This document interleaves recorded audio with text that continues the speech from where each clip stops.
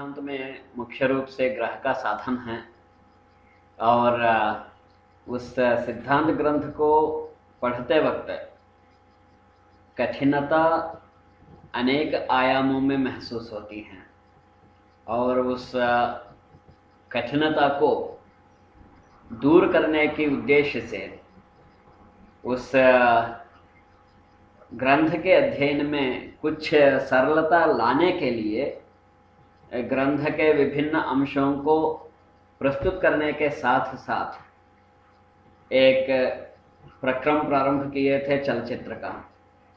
यहाँ पर एक एक अंश को लेकर उस अंश को चलचित्र के माध्यम से समझाने का और उसके प्रति एक अवगाहन उत्पन्न करने की प्रयास पिछले कुछ कड़ियों में चला है और उसी सिलसिले में यह तीसरा भाग है। और इस तीसरे भाग में विचार करेंगे ज्या पर। ज्या एक अभिन्न अंग है सिद्धांत ज्योतिष का और यही वह बिंदु है जिसके कारण अधिकांश लोग सिद्धांत ज्योतिष को पढ़ने से कतराते हैं और उसी ज्या से रूबरू होने का यहाँ पर प्रयास करते हैं। पहले देखते हैं आचार्य इस संबंध में क्या कह रहे हैं।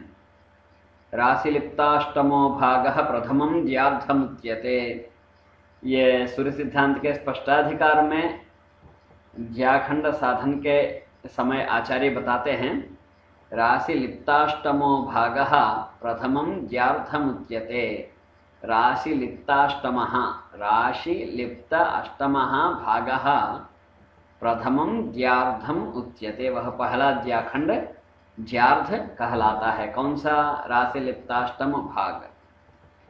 अब एक बार इसको देखते हैं। राशिलिप्ताष्टमः भागः, ये किसको कह रहे हैं? राशिलिप्तानाम अष्टमो भागः। राशि में जो लिप्ताएं होंगी, कलाएं, उन कलाओं का जो 8वां भाग है वही पहला ज्याखंड होता है।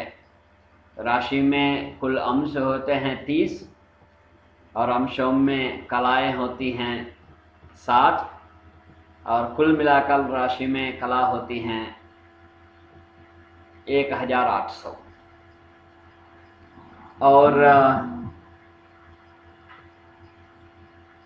इन 1800 कलाओं का अष्टमः भागः, 8वां भाग, राशिलिप्तानाम अष्टमो भागः। राशि में जो कला है उसको 8 से भाग दे देंगे तो कलाएं सामने आ जाएंगी, यानी 1800 को 8 से भाग देने पर 225 लब्धि आएगी। तो ये 225 ही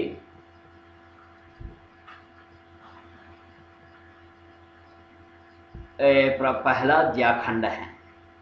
और इसी राशि को 8 ही भागों में क्यों बांटा और 225 कला का एक ज्याखंड कहने का तात्पर्य क्या है, इनको समझने के लिए आगे बढ़ते हैं। ये राशि चक्र हैं जिसको हम पृथ्वी के चारों ओर महसूस करते हैं।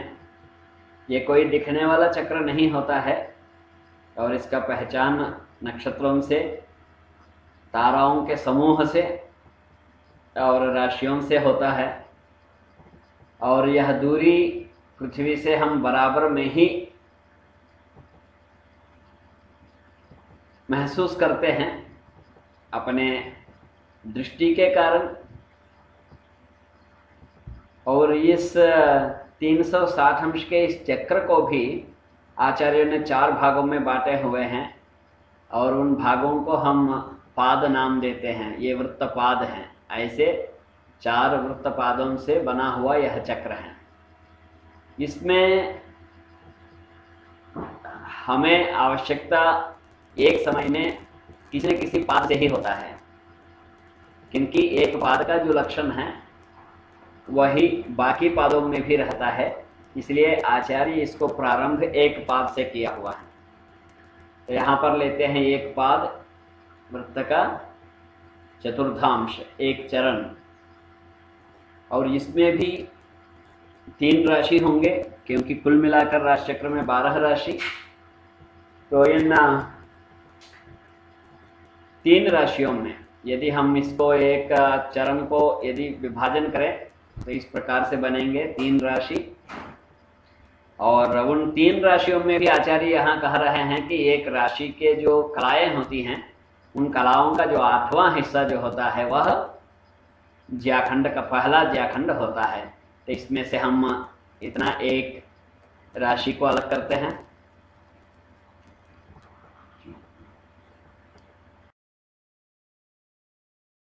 इस राशि में आचार्य के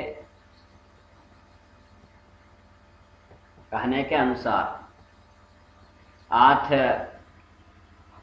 भाग करना है, और यहाँ पर हम पूर्ण रूप से राशि को कर रहे हैं, अर्थात जो परिधि स्थित जो वक्र रेखा है जिसको हम चाप कहते हैं, यानी हम 12वें भाग को अलग किए हुए हैं वृत्त से, और उस 12वें भाग में जो वृत्त का जो हिस्सा आया है, परिधिस्थ भाग जिसको हम चाप कहते हैं, उसको यहाँ पर 8 भागों में बांटे हैं। तो यहाँ पर ये जो एक रेखा और दूसरी रेखा, अर्थात एक खंड और दूसरे खंड के बीच के ये जो अंतर है, यही 225 कला है। और ऐसे ही हरेक खंड के बीच का, हरेक खंड में जो चाप भाग जो बचा है वो 225 कला का ही होगा। जहाँ भी देखेंगे उसमें जो पहले जो 225 कला है, वहाँ पर पहला ज्याखंड का मान भी वही लिया गया है, किंतु जब आगे बढ़ेंगे तो फिर पहले में दूसरा जुड़ेगा। पहले 225 कलाओं के चाप में दूसरे 225 कला चाप जुड़ेगा, फिर उसकी ज्या तय करनी होगी। तो यहाँ एक बार देख लेते हैं कि किस ज्या की हम बात कर रहे हैं।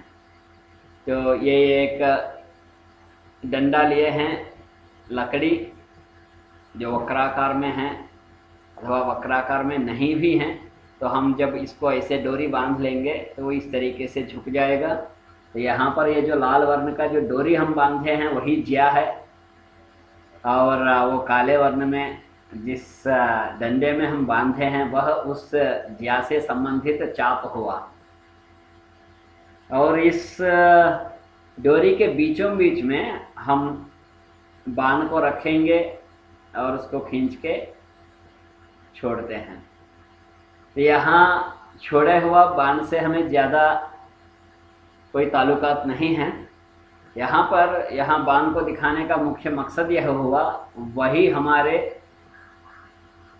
राशि चक्र में मध्य सूत्र का काम करता है, अर्थात उसी मध्य सूत्र से ही ग्रह का साधन किया जाता है। तो ये यहाँ पर ये जो कृष्ण वर्ण का जो रेखा दिख रही है वही हमारा चाप हुआ, और उससे संबंधित ज्या यही हुआ, जिसको यहाँ पर आचार्य ने परिभाषित नहीं किया ज्या के रूप में, किंतु संस्कृत साहित्य में ज्या से उसी को लिया जाता है। उसी धनुष को वहाँ चाप और ज्या जो धनुष के रूप में जो दिखाया गया है, उसी को यहाँ पर देखते हैं कि यहाँ यानी हम उसको यहाँ पर इस वृत्त के ऊपर, राशि चक्र के ऊपर देख रहे हैं।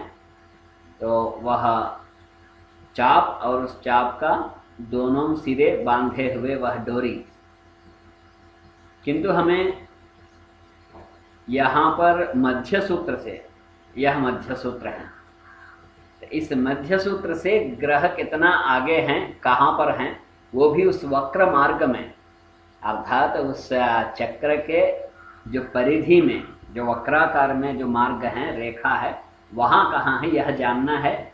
इसलिए यहाँ पर यह लाल वर्ण डोरी को हम पूरा ना लेकर केवल मध्य सूत्र से आगे तक, मध्य सूत्र से उस चाप तक, परिधि तक ही उसका व्यवहार करते हैं। अर्थात यह ज्यार्थ है, ज्या का आधा, ज्या अर्थ, तो यह ज्यार्थ हुआ। उसी को आगे आगे आचार्य ज्या शब्द के रूप में, ज्या के रूप में उच्चारण करते हैं, हर जगह प्रयोग होता है। तो वह पहला ज्यार्थ क्या हुआ, 225 कला का हुआ। और यदि इस प्रकार से हम देखते चले तो ये हुआ पूरा ज्या, और हमारे अपेक्षित भाग इतना है ज्यार्थ। इसी प्रकार यह दूसरा, ऐसे ऐसे करके एक वृत्तपाद में कितने बताए आचार्य, 24 ज्याखंड, 24 ज्यार्थ बताया है। अब एक बार ध्यान से सोचने की बात है, एक वृत्त में 8वां हिस्सा, एक वृत्त नहीं, एक राशि में 8वां हिस्सा ज्या के बराबर होता है, पहला ज्याखंड होता है, ज्या का शुरुआत वहीं से होता है। तो इस प्रकार के राशि चक्र में 12 होंगे। तो यानी जब हम एक राशि को 8 भागों में बांटे हैं तो राशि चक्र को 8 गुने 12 यानी 96 भागों में बांटेंगे। तो अर्थात परिधे षण्णवत्यंशः दंडवत परिदृश्यते, यह साकल्य संहिता का ये जो सूत्र है, परिधि का कोई भी वृत्त हो, उसको यदि आप उसका 96वां हिस्सा जब निकालेंगे, वहाँ चाप और ज्या अर्थात वक्र रेखा और सरल रेखा में कोई अंतर नहीं होता है। तो जब उस प्रकार से आप वृत्त को 96 भागों में बांटेंगे तो एक पाद में 24 भाग आएंगे, और वही 24 ज्याखंड है। और सभी ज्याखंडों का जो प्रवृत्ति है यहाँ पर आप ध्यान से देखिए, मध्य सूत्र से ही है। अर्थात पहले ज्याखंड के बाद जो दूसरा ज्याखंड होगा उसमें पहला भी सम्मिलित होगा, उसके बाद जो बचा हुआ हिस्सा भी उसमें जुड़ेगा। इसी तरह दूसरे से तीसरा, तीसरे से चौथा, ये एक क्रम है। उस साधन परंपरा में हम ज्या साधन की जब भी चलचित्र को प्रस्तुत करेंगे, वहाँ पर इन ज्याखंडों के बीच का अंतर और इन 24 ज्याखंडों के साधन करने की विधि इत्यादि प्रदर्शित करने का प्रयास करेंगे। फिर मिलते हैं।